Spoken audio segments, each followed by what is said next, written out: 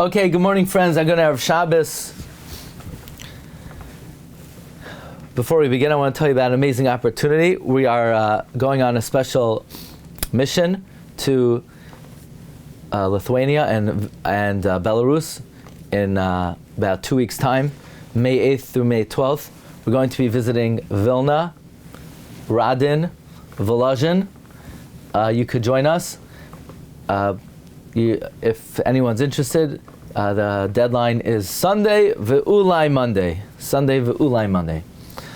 Okay, this session is going to be on Pesacheinu Megadim, connecting the beginning and the end of the Parsha, Parshas Shemini.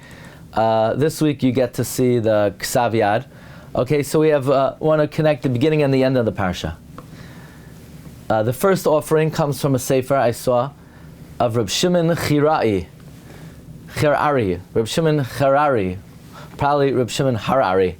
Anyway, he connects the beginning and end of the Parsha. Parsha begins Vayhi Bayom Shemini, and it ends Lehavdil bein hatamei uvein hatahar uvein hachaya hane'acheles uvein hachaya asher lo yseachel. The Gemara says that Amar Reb Shimon, why is Mila on the 8th day? Why is Mila on the 8th day? The Gemara says, so that you don't have everyone rejoicing and the parents are sad. Everyone's rejoicing for the simcha. The parents are sad because the woman is usher to her husband for 7 days like a nida. So therefore, it says, Vayhi Bayom Shemini. The 8th day is the Mila. Why? If it would be before that, then the father and mother would be usher to each other. So we wait till the 8th day. Why? Lahavdil bein hachaya hane'echeles. This is like a play on words. So it begins, Vayhi Bayom Shemini. You know why we do it on the 8th day? You know why Mila is on the 8th day? To differentiate between the chaya. Chaya is like a woman who gave birth. Hane'echeles is like the lashon of ki es halechem asher hu oichel, a woman who a husband could live with. Or kiren loy v'yoichal lechem. Chazal say in Shemais that the achilas lechem is referring to ishus, kiyim halechem asher hu oichel, or achla u'machsa pia. So we say like this: the parsha begins Vayhi Bayom Shemini. You know why Mila is on the 8th day? Lahavdil, to be able to differentiate between achaya, a woman who gave birth, hane'echeles, who she's permitted to her husband, uvein chaya, and a woman who gave birth, asher lo yseachel, who's usher. If Mila would be on the 7th day, she would be usher. So in order to allow the marital interaction, so the Mila is on the 8th day. Okay, so that's the connection between Vayhi Bayom Shemini and Lahavdil bein achaya ne'echeles bein achaya asher lo yseachel. Then the parsha begins, say to Aaron. The parsha begins that Hashem commands Moshe, speak to Aaron. Vayomer el Aharon, kach lecha egel ben bakar. Why should Aaron take an egel?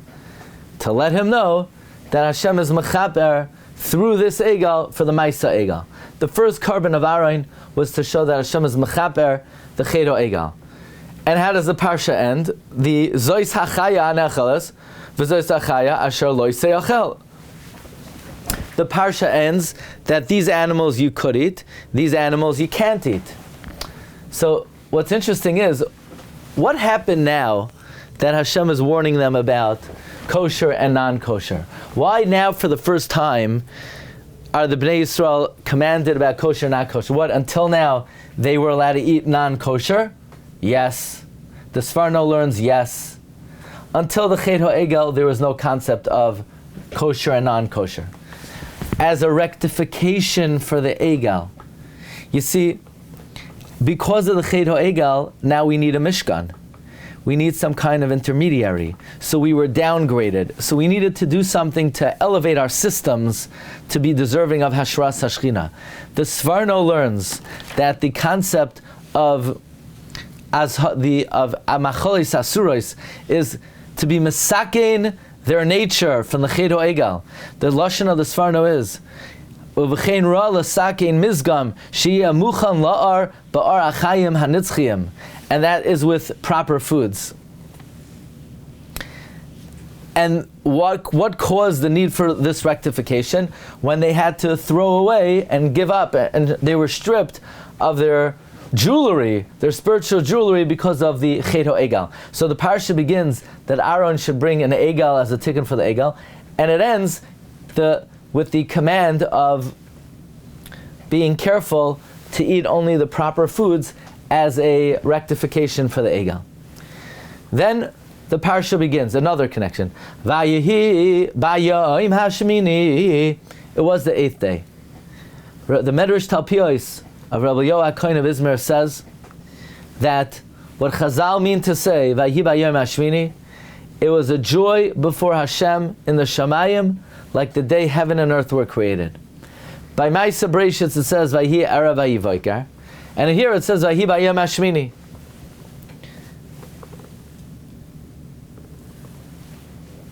Why? Because by inaugurating the Mishkan on the 8th day, the Mishkan is a parallel, a paradigm of this world. By inaugurating the Mishkan, the world was given stability. Therefore, it was a great joy before Hashem, like the day heaven and earth were created. It was a great joy before HaKadosh Baruch Hu, like the day heaven and earth were created. So what does that have to do with the end of the Parsha? It's very interesting. The Tzrar Hamar in this week's Parsha, my friend Reb Daniel Weinstein brought this Tzrar Hamar to my attention, that the reason why Hashem commanded Bnei Yisrael about eating only kosher foods is really for the same reason that the world was stabilized with the Hakamas HaMishkan. The Tzrar Hamar says the reason why Hashem commanded us holiest asuros was to stabilize the world, which was wobbly from the sin of Adam HaRishon. That's why Hashem tells Aaron to tell Klal Yisrael not to enter the Mishkan having drank wine. And it says, what does that have to do with the beginning of the Parsha? Because just like the beginning of the Parsha stabilized the world, this command and the karbanos of Aaron also was to stabilize the world. That's why it says 2 times, Lahavdil bein hatamei uvein hatar. It says it when Hashem gives the Parsha of Shesuye Yayin to Aaron, and it also says it at the end of the Parsha, the command again about Macholes Asuros. In other words, the Parsha is ending with a command that was also going to stabilize the world from its instability because of the sin of Adam HaRishon. So both the way the Parsha ends, Vayehi b'yom hashmini, which was the joy that Hashem had on the 8th day because the world was stabilized, that is also thematic with the commands at the end of the Parsha, namely that the karbanos of Aaron and the command not to go in Shesuye Yayin and the command about kosher foods, because that is also to stabilize the world. Okay. Here's an interesting one. The final pasuk in Parsha Shemini begins with the Lamed and ends with the Lamed. I'm sure you noticed that. Lehavdil bein hatamei uvein hatahar uvein hachaya hanecheles uvein hachaya asher lo yisei begins and ends with the Lamed. The Baal HaTurim picks up on that. He says, since we're dealing with kosher and non-kosher, Lamed, it's batal b'shishim. But Rabbi Yosef Nechemia Kornitzer has another take on this. We know the Torah begins with the Beis and it ends with the Lamed. Begins with the Beis and ends with the Lamed. To teach, if you don't act properly, bail, that's like a bad thing. We're going to bail out on you. Bail. It's emptiness. If you do it the right way, lave, then you'll have a heart. What's the meaning of that? He says something very interesting. Lamed represents limud. Beis represents bayis, derech haretz. Yeah? A person needs to have derech eretz in this world, meaning not just respect. A person has to engage in a job, in commerce, in business. You have to support yourself. Therefore, everybody in their life needs a lamed, which is limud Torah, and you also need a beis, which is derech eretz.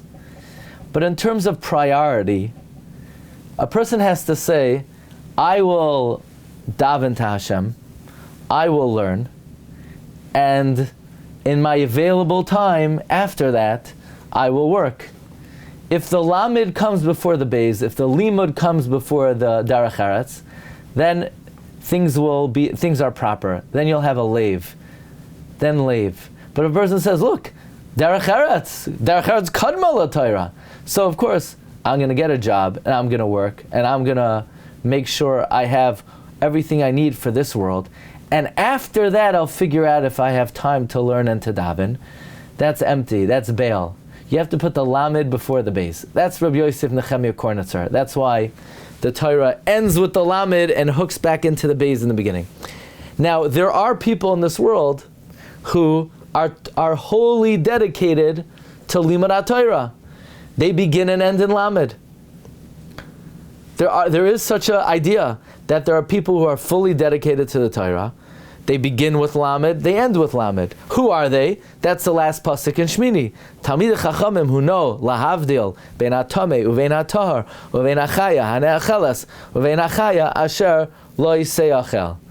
So I would just say, based on that, maybe that's a connection between the last pasuk and the first pasuk. The last pasuk is talking about those Talmidei Chachamim who are fully dedicated to the lamed.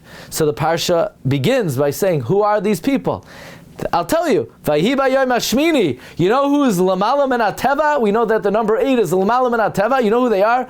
Moshe, Aaron, Ulevanov, Uleziknei Yisrael. So the people who live on the Madrega, Vayhi b'yom Shemini, namely Moshe, Aaron, Banav, Ziknei Yisrael, they're lamed people, lahavdil, but like the Gemara says, Harbe Yosef Krav Shem Reichai V'lo Yosef B'yadai. This is not a path for the Roiv. The Roiv's path is Lamed and Beis. And yes, the Beis comes first, Derech Eretz Kadma LaTorah.